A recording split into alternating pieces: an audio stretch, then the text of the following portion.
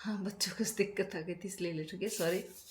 हाँ चलिए, क्वेश्चन है इसका, कार्बनिक यौगिकों के जलने से कौन सी गैस बनती है। ठीक है, किस कार्बनिक वस्तु के जलने से पैदा होती है और कार्बनिक यौगिकों के जलने से कौन सी गैस बनती है। तो इसका आंसर है कार्बन डाइऑक्साइड। ओके, इसका आंसर है कार्बन डाइऑक्साइड। दूसरा क्वेश्चन है कि पौधों से ऑक्सीजन प्राप्त होता है, कौन सा प्राप्त, मैंने कि कब प्राप्त होता है, रात में, सवेरे, दिन में या फिर शाम को। जल्दी से पहले आप लोग ट्राई कीजिए, उसके बाद फिर मैं आगे बताती हूँ। पौधों से ऑक्सीजन प्राप्त होता है रात में, सवेरे, दिन में या फिर शाम को। दिन में। ओके, चलिए अगला क्वेश्चन है, ध्वनि प्रदूषण हानिकारक है, प्रभावित करता है अथवा ध्वनि प्रदूषण हानिकारक है, किस किस के लिए। आमाशय के लिए, ब्रेक के लिए, कान के लिए, यकृत के लिए, किसके लिए हानिकारक है।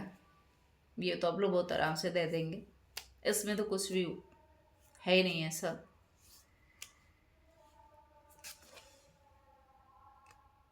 कान के लिए। ओके, चलिए आगे चलते हैं। पौधे वायुमंडल का शुद्धिकरण करते हैं। पौधे वायुमंडल का शुद्धिकरण करते हैं नाइट्रोजन द्वारा, ऑक्सीजन द्वारा, कार्बन डाइऑक्साइड द्वारा या फिर पानी द्वारा। पौधे वायुमंडल का शुद्धिकरण कैसे करते हैं।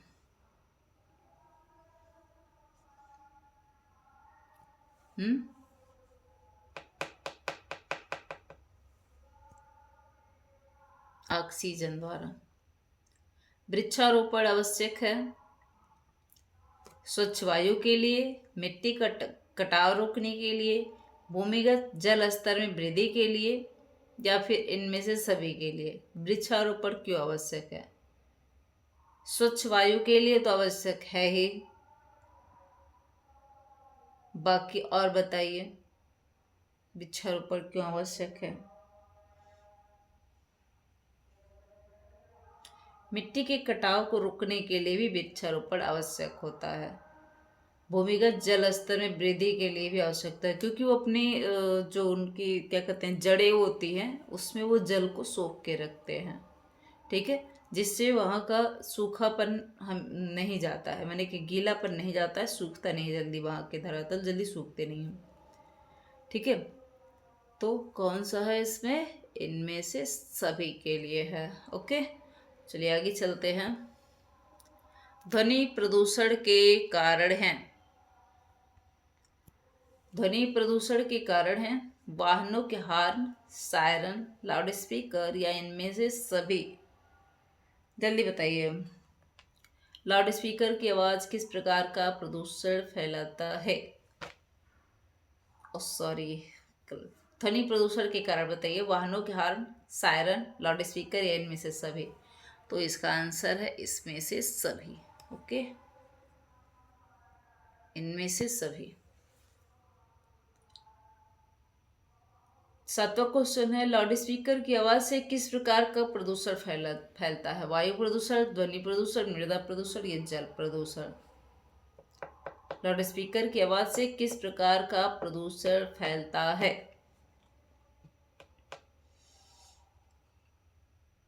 ध्वनि प्रदूषण। ओके, आठवां है, प्रकृति में ऑक्सीजन का संतुलन बनाने का कौन सा साधन होता है। प्रकृति में ऑक्सीजन का संतुलन बनाने का कौन सा साधन होता है। पालतू जानवर, मनुष्य, सूर्य की किरणें या फिर पेड़ पौधे। प्रकृति में ऑक्सीजन का संतुलन बनाने का कौन सा साधन होता है। पालतू जानवर, मनुष्य, सूर्य की किरणें या फिर पेड़ पौधे। तो आपका आंसर होगा पेड़ पौधे। ओके, चलिए आगे चलते हैं। प्रकृति में ऑक्सीजन का संतुलन बनाए रखते हैं कौन। मनुष्य, कीट पतंगे, वन्य जीव जंतु या पेड़ पौधे। प्रकृति में मनुष्य का संतुलन, सॉरी, प्रकृति में ऑक्सीजन का संतुलन बनाए रखते हैं मनुष्य, कीट पतंगे, वन्य जीव जंतु या फिर पेड़ पौधे। तो आपका आंसर होगा पेड़ पौधे। ओके। 10वां क्वेश्चन है, पर्यावरण दिवस कब मनाया जाता है? ये भी आपको जानकारी होगी ही होगी, क्योंकि क्वेश्चन कई बार रिपीट किए होंगे आप लोग, सिर्फ मेरे सेशन में ही नहीं, बाकी अन्य सेशनों में भी। चलिए, पर्यावरण दिवस किस दिन मनाया जाता है? 10वां क्वेश्चन है।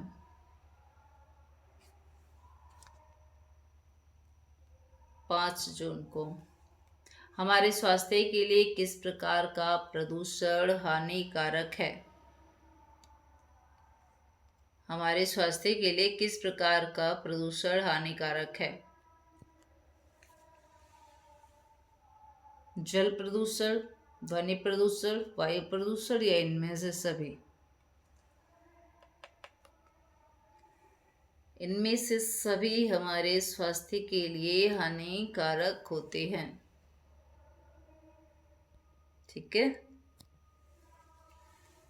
12वां क्वेश्चन है, कौन सी गैस वस्तुओं के जलने से बनती है? कौन सी गैस वस्तुओं के जलने से बनती है? Nitrogen, ozone, oxygen, carbon dioxide. कौन सी गैस बनती है?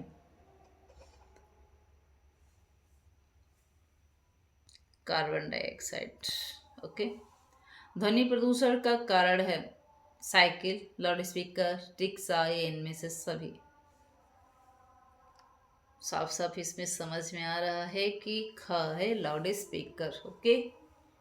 अगले क्वेश्चन पे चलते हैं, 14वें क्वेश्चन पे। पेड़ पौधे दिन में कौन सी गैस निकालते हैं? नाइट्रोजन, ओजोन, ऑक्सीजन या कार्बन डाइऑक्साइड? दिन में कौन सा गैस निकालते हैं?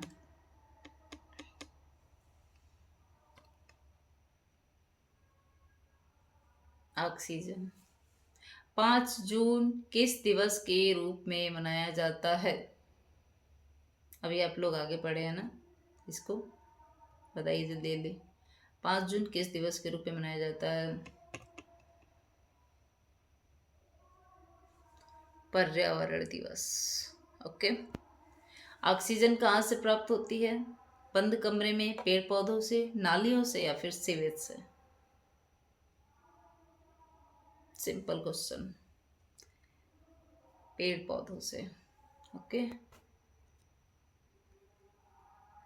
पर्यावरण कहते हैं प्रदूषण को, पृथ्वी के चारों ओर के वातावरण को इनमें से कोई नहीं। पर्यावरण किसे कहते हैं?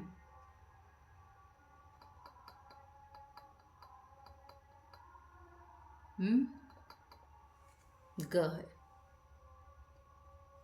पृथ्वी के चारों ओर का जो वातावरण होता है, जो हमारे चारों तरफ का जो आवरण होता है ना, उसे हम कहते हैं। जैसे हम कहीं जाते हैं ना, तो वहाँ पे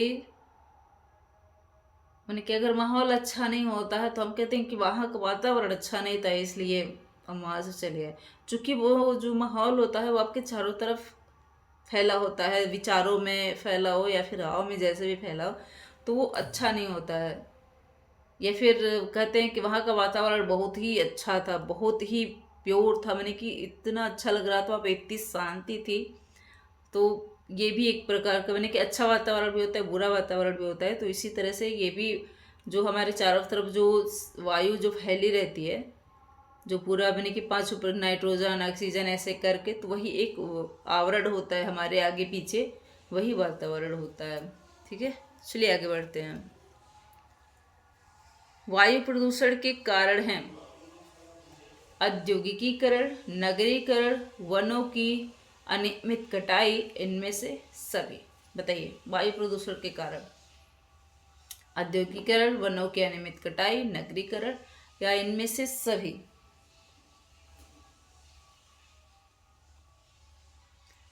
इनमें से सभी। ओके। 19वां क्वेश्चन है, कौन सी गैस पेड़ पौधों द्वारा दिन में प्राप्त होती है? कौन सी गैस पेड़ पौधों द्वारा दिन में प्राप्त होती है? नाइट्रोजन, कार्बन डाइऑक्साइड, ऑक्सीजन या फिर ओजोन? तो दिन में आपको जो प्राप्त होती है गैस वो होती है ऑक्सीजन। ठीक है। किस प्रकार का प्रदूषण हमारे लिए हानिकारक है? किस प्रकार का प्रदूषण हमारे लिए हानिकारक है? जल प्रदूषण, ध्वनि प्रदूषण, वायु प्रदूषण या इनमें से सभी? सभी। जल प्रदूषण भी हमारे लिए हानिकारक है, बीमार डाल सकता है। ध्वनि प्रदूषण भी हानिकारक है और वायु प्रदूषण भी हमारे लिए हानिकारक है। ओके, चलिए अगले क्वेश्चन पे चलते हैं। प्रदूषण से बचने के लिए किस प्रकार का ईंधन उत्तम होता है? लकड़ी, कोयला, गैस या फिर कंडी? जल्दी बताइए। प्रदूषण से बचने के लिए किस प्रकार का ईंधन उत्तम होता है?